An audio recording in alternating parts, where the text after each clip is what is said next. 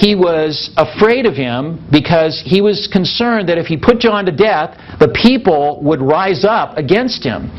And so he didn't put him to death. He just held him there in prison. Now, a king in those days could do that. Forget due justice and all due process and justice and all that stuff. The king says you're guilty and it's off with your head.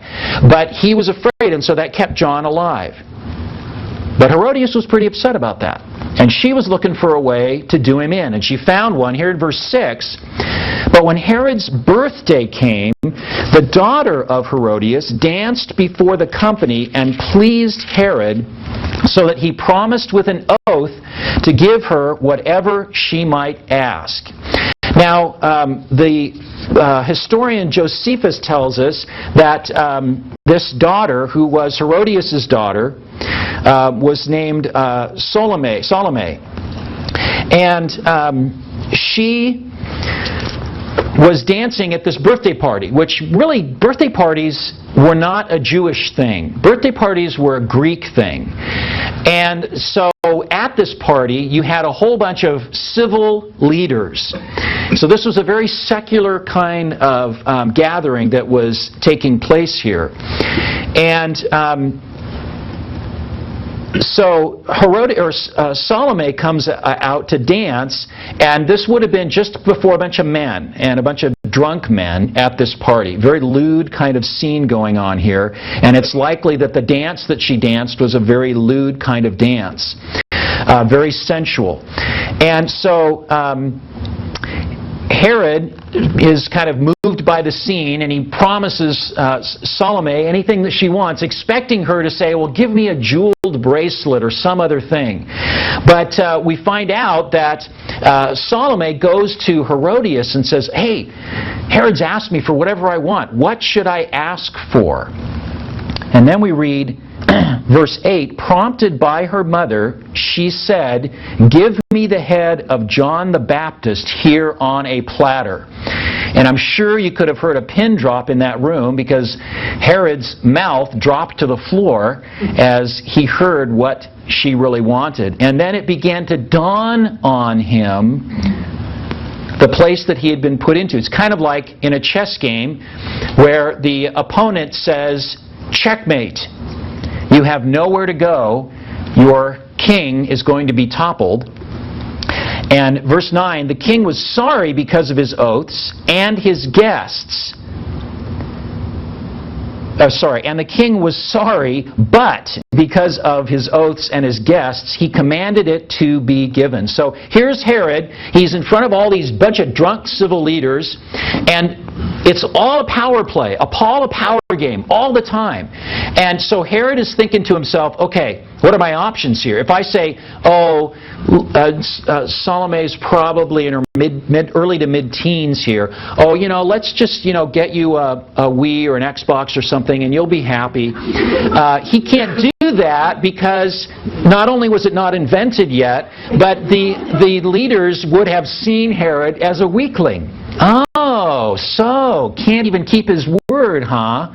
And it could have really harmed Herod's power base. And these guys, these other guys, they recognize the power of the king, and they're going, you mean he's afraid of this John the Baptist guy and won't knock his head off? Well, maybe there is something to what this guy is saying. So the stakes are suddenly really high for Herod. And he realizes he's been backed into a corner. And so verse 10, he sent and had John beheaded in prison. Now, the prison that he was in was one down by the Dead Sea, actually. And there are some historians that think this party happened somewhere else, and there was a period of time before John's head was cut off. Others suggest that the party actually happened down there in that area, and so it was instant, it was immediate. Go get his head right now. And verse 11, his head was brought on a platter and given to the girl, and she brought it to who? Her mother. Gruesome, isn't it? I mean, this is R-rated stuff. And yet it happened. And verse 12, his disciples came and took the body and buried it and went and told Jesus. Herod was more interested in impressing the worldly leaders around him than in being true to his own fears or even to the law. Because if you think about it for a second, Jewish law required a trial, and that no one could be condemned except for the testimony of 2 or 3 witnesses. They had none of that stuff. This was a complete rejection of the law, and they just went in and they beheaded him. But it didn't matter. Herod was only worried about Herod, and he was only worried about a way that he could stay in power and grab more. Now, a few years later, Herod's son, Agrippa, actually had Herod Antipas exiled from Palestine, so his power slipped away anyway. So this sets up the scene that we're seeing here. This kind of happened, and then news came when the disciples of John brought John's body out of prison, buried him, and then sent word to Jesus that his second cousin's life had been taken. So this miracle that's going to take place next, which is one that many of us are familiar with, is the only one recorded in all 4 Gospels. And it's in stark contrast to the drunken orgy that was taking place in Herod's palace at his birthday party. But overshadowing the whole thing is this tremendous personal loss that Jesus has experienced. In verse 13, when Jesus heard this, he withdrew from there in a boat to a desolate place by himself.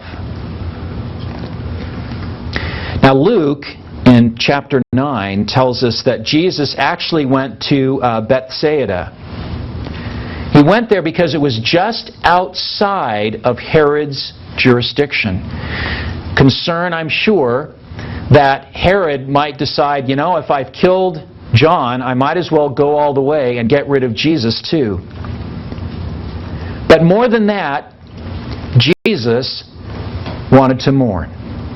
Now, Jesus had several choices at that time. Jesus being the Son of God and having demonstrated immense power. Remember that when he speaks to demons, very powerful beings in their own right, he says go, they say how far. And as we'll see later in the chapter next time, when he says be calm to the seas, they become like glass. A man of tremendous power. Now, you know that even more powerful than Darth Vader, if Jesus had reached out his hand, Herod would have gone like that, dropped over dead where he stood. He could have brought the palace down upon him. Jesus could have gotten angry. He could have spoken out against Herod. He didn't do anything like that. He went away to be in a desolate place, away from the crowds. It says by himself to mourn. Why didn't Jesus do those other things? It wasn't time. It wasn't the mission that he was on. And get this, despite personal tragedy, Jesus did not waver from the mission God had sent him on. Now, who do you